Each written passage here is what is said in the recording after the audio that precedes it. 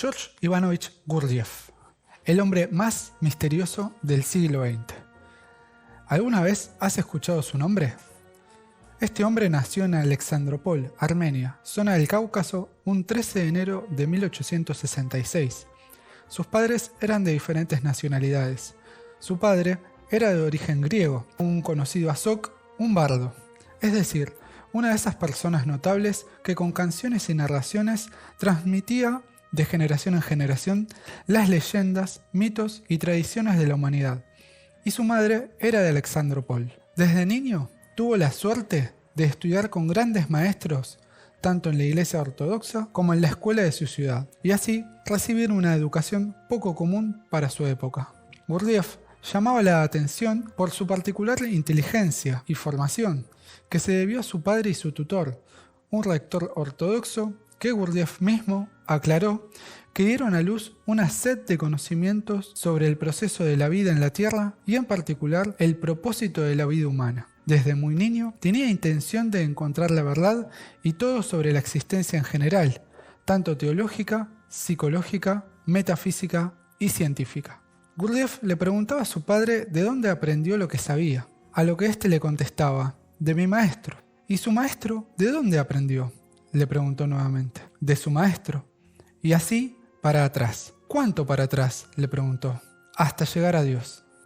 Gurdjieff pasó su infancia en una región que contenía una gran meseta cubierta de hierba, con altas montañas, y estaba habitada por una población multicultural donde se encontraba la orden sufí, la parte esotérica del Islam, con una historia de gran respeto por estos y el clero viajero, así como por el sincretismo interreligioso.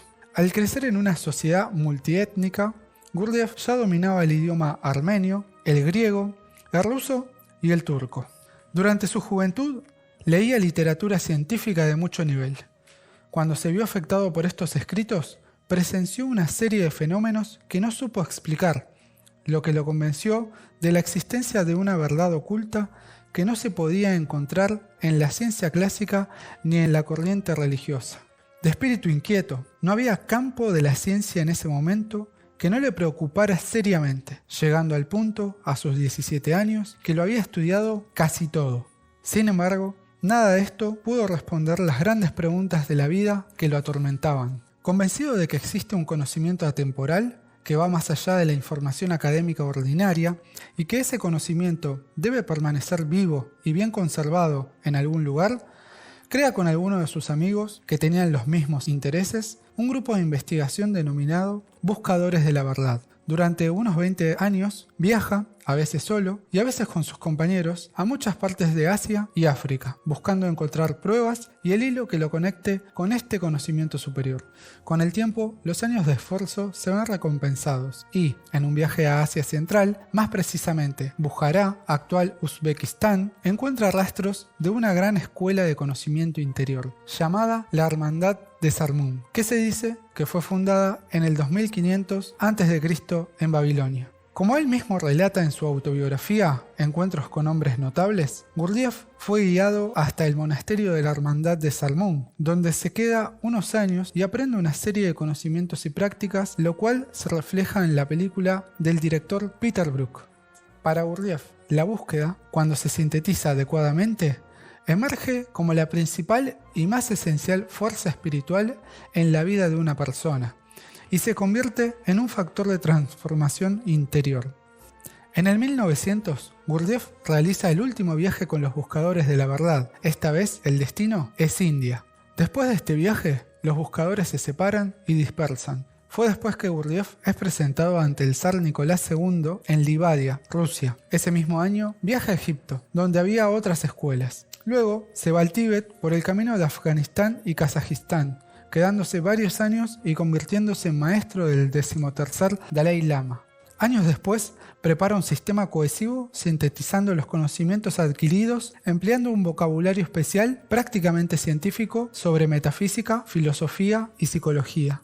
En 1913 apareció Gurdjieff, trayendo consigo un sistema integral de conocimiento y práctica interior, creando su primer círculo de estudiantes, atrayendo el más variado público, como trabajadores, intelectuales, estudiantes, políticos, etc. Y así comenzó a presentar y dar a conocer algunos aspectos de su enseñanza. En 1914 se une al grupo su colaborador principal, el matemático, científico y periodista Peter Ouspensky. Se estaba preparando la Primera Guerra Mundial y los movimientos marxistas. Juntos con Ouspensky, en Moscú, tratan de formar una escuela, pero finalmente comienza la guerra en 1914 y en 1917 la invasión bolchevique en Rusia. Ese mismo año se le presenta el conocido compositor musical Thomas de Hartmann, convirtiéndose en su alumno, y meses después su esposa Olga. Con la ayuda de Ouspensky forman un grupo en Moscú y van al Cáucaso, al sur de Rusia, esperando a que termine la guerra, pero esta continúa. El bolchevismo toma el poder y se instala el marxismo. Los planes de crear escuelas en Rusia se caen y tras varios intentos logran cruzar la frontera instalándose en Tiflis, en donde funda el Instituto de Armonía y Desarrollo del Hombre. El pianista y compositor Thomas de Hartmann también fue un alumno muy importante de Gurdjieff. Componiendo bajo la guía de su maestro, logró crear una obra asombrosa que se ha conocido como Música de Gurdjieff de Hartmann. Aquí escuchamos un fragmento, unos segundos.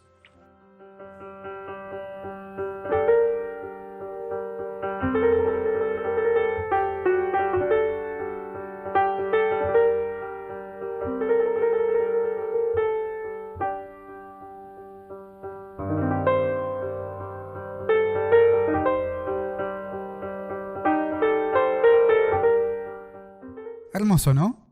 Continuamos. Después de algunos intentos fallidos de consolidar su obra en Constantinopla y Berlín, finalmente llegó a Francia en 1922, instalándose con sus alumnos en el prominente castillo de Fontainebleau. En 1924 viaja a Estados Unidos con un grupo de sus estudiantes, en donde presentó su obra La lucha de los magos, en Nueva York y otras ciudades, donde poco tiempo después inauguran la Escuela de Cuarto Camino. Cuando comienza la Segunda Guerra Mundial, ellos siguen trabajando con la gente que van formando, gente importante que acudían a su enseñanza en Francia, Inglaterra, Estados Unidos y otros países. Muchos se preguntan, ¿qué es el Cuarto Camino? El Cuarto Camino es el camino de la mujer y el hombre equilibrado, para obtener un conocimiento que lo libre de la esclavitud en la que se halla. No una esclavitud de tipo física, por supuesto, sino una de tipo psicológica, esclavo de su ignorancia, miedos, prejuicios, dudas o emociones negativas. Frente a la desintegración psicológica, Gurdjieff propone la integración de distintas vías de desarrollo a través de un campo integral y simultáneo sobre nuestros centros o funciones. El Cuarto Camino propone trabajar a la par sobre el cuerpo y la salud física, los sentimientos, emociones, la espiritualidad y el desarrollo del pensamiento y el conocimiento. Es un conocimiento práctico y teórico sobre el hombre y la mujer del siglo XX y XXI,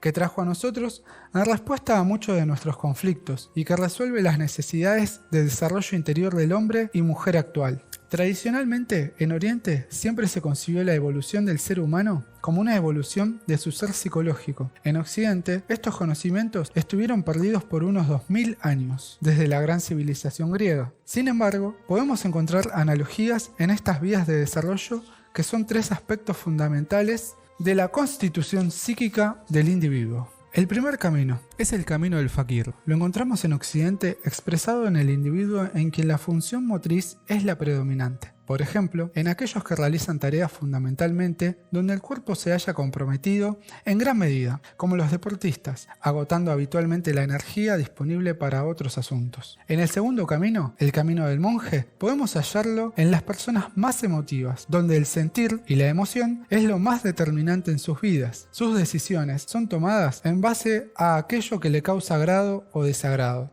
El tercer camino, el camino del yogi, más que nada está encarnado en Occidente por todos aquellos universitarios, profesionales de grado y personas en quienes los libros y las especulaciones intelectuales son su principal herramienta de interpretación del mundo. Gurdjieff explicaba que los tres caminos orientales estaban destinados a tres tipos bien definidos de individuos con rasgos destacados y claramente diferenciables. Agregó además que la mayor parte de la población vivía unilateralmente en uno de estos tipos, con poca conciencia de los otros dos tipos. Es común ver esto en el poco entendimiento mutuo que encontramos entre los tres tipos, el motriz, no entiende al intelectual, quien a su vez no entiende cómo el emotivo no evalúa racionalmente sus decisiones. Es por esto que Gurdjieff creó el cuarto camino, el camino del hombre equilibrado, donde el pensamiento, sentimiento, emoción y motricidad son igualmente importantes y vitales. Solamente desarrollando estos tres aspectos de sí mismo, el individuo hallará el equilibrio interior.